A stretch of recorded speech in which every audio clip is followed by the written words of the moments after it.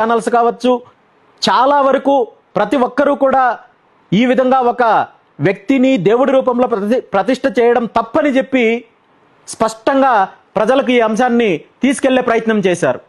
కానీ కొంతమంది మీడియా ముసుగులో ఉంటున్న తెలుగుదేశం పార్టీ ప్రచారకర్తలు దీని మీద కూడా తప్పుడు ప్రచారం చేశారు. శ్రీకృష్ణుడి మీద ఎలాంటి ప్రచారమే చేయబోయారు. అదేవిధంగా నా గురించి అనేక రకాలుగా తప్పుడు ఆరోపణలు చేయడం జరిగింది. రాజకీయ పరంగా కావచ్చు, వ్యక్తిగతంగా కావచ్చు.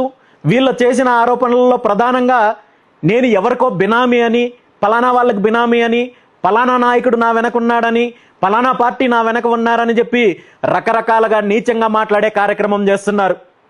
మీ అందరికీ ఒకటే చెప్తున్నాను, ఈరోజు బినామీ అని ఇంకొకటని ఇంకోటని మాట్లాడుతున్న మీరందరూ కూడా నిజంగా మీ పుట్టుక సక్రమమైందే అయితే, మీరు మీ అమ్మా నాన్నకే పుట్టినట్టయితే, ఏ ఒక్కటైనా మీరు ఆరోపణ చేస్తున్న ఏ ఒక్క అంశమైనా నిరూపించినట్టయితే నేను రాజకీయాల నుండి తప్పుకోవడంతో పాటు ఎలాంటి శిక్షకైనా సిద్ధంగా ఉన్నాను.